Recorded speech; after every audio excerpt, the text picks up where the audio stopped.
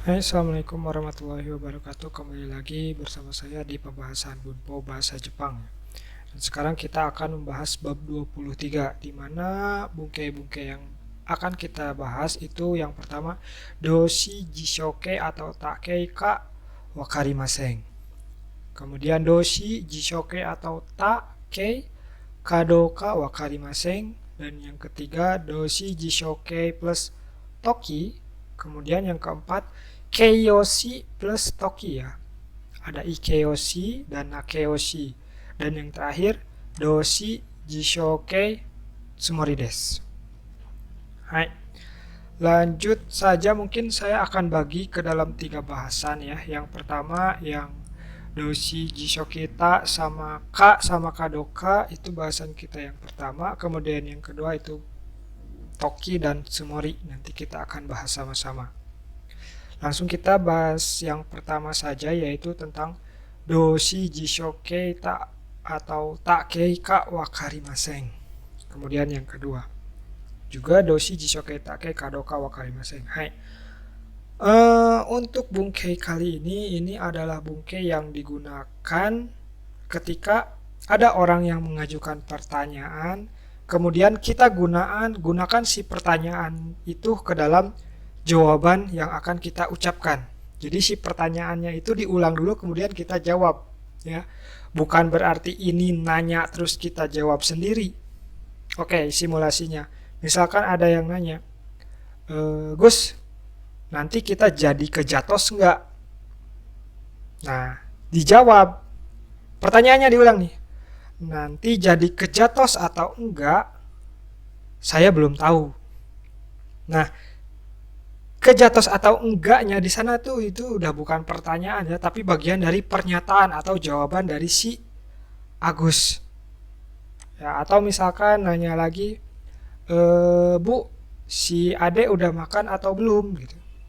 Si ibu jawab, tadi ayahnya ya, terus ibu jawab, si Ade udah makan atau belum, ibu nggak tahu gitu. Jadi si pertanyaannya kembali diulang dan itu tuh masuk ke dalam jawaban yang kita lontarkan. Sampai sana dulu ya. Jadi itu yang akan kita pelajari di sini. Kemudian ya, bedanya apa sih yang atas dengan yang bawah? Itu sama ya. Polanya sama. Jadi pertanyaannya dimasukin kemudian dijadikan pernyataan. Nah, bedanya yang atas dan yang bawah ya, kita sebelumnya harus tahu dulu gitu. Karena ini akan menyangkut dengan ini nih, kata tanya ya. Sebelumnya kita kan belajar bahasa Indonesia ya, atau diajarin pernah di sekolah bahwa kata tanya itu ada rumusnya. Kalau dalam bahasa Inggris itu 5W 1H ya. Untuk bahasa Inggrisnya kan ada what, where, who, kemudian why, kemudian apa lagi, when atau kapan ya, dan terakhir how. What apa, kemudian ini di mana, dan ini siapa, dan ini mengapa, dan ini kapan, dan yang terakhir bagaimana. Kita ubah dalam bahasa Jepang. Oke, apa dalam bahasa Jepang? Nani ya. Kemudian di mana bahasa Jepangnya apa? Doko. Hu bahasa Jepangnya apa? Dare. Mengapa bahasa Jepangnya doshite.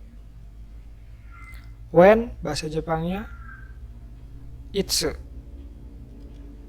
Dan how yang terakhir bahasa Jepangnya adalah do. Ya.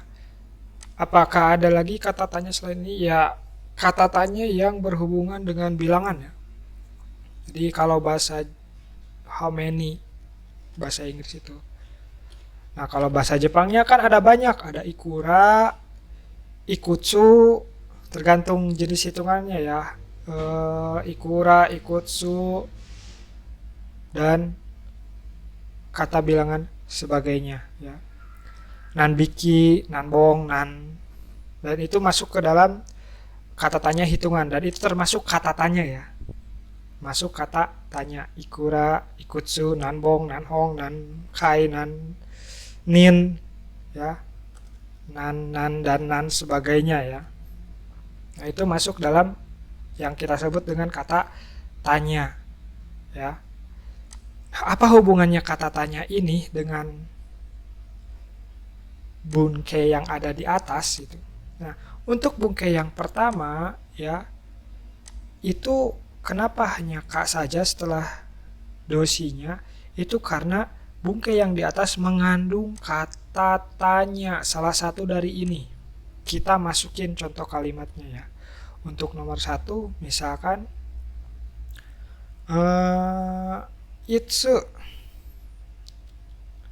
Nah, astagfirullah. Kenapa ini?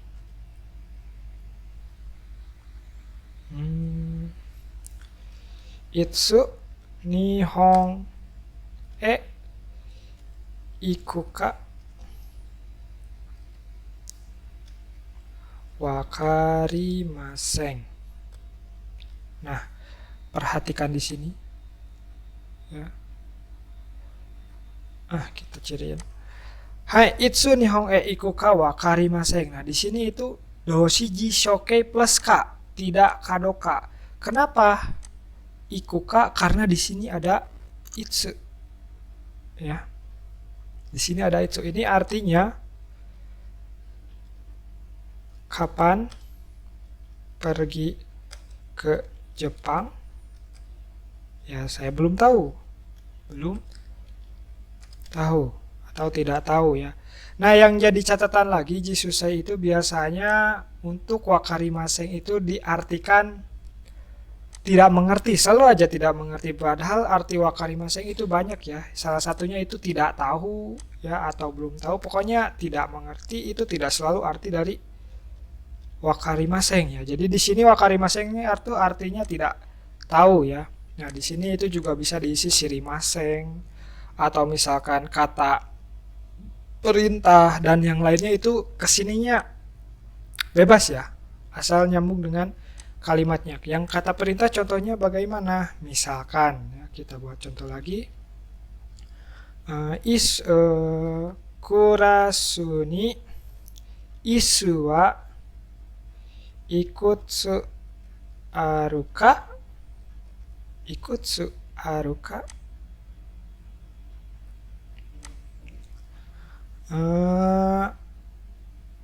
Cheku shite kudasai. Oke. Poinnya di mana? Di sini. Ikutsu dan aruka ya. Kenapa di sini hanya pakai ka, enggak kadoka? Karena ikutsu di sini itu adalah kata tanya. Kurasu ni isu wa ikutsu aruka cheku shite kudasai. Kursi di kelas ya, kita artiin di kelas atau di kelas. Kursi ada berapa buah? Tolong dicek ya. Seperti itu.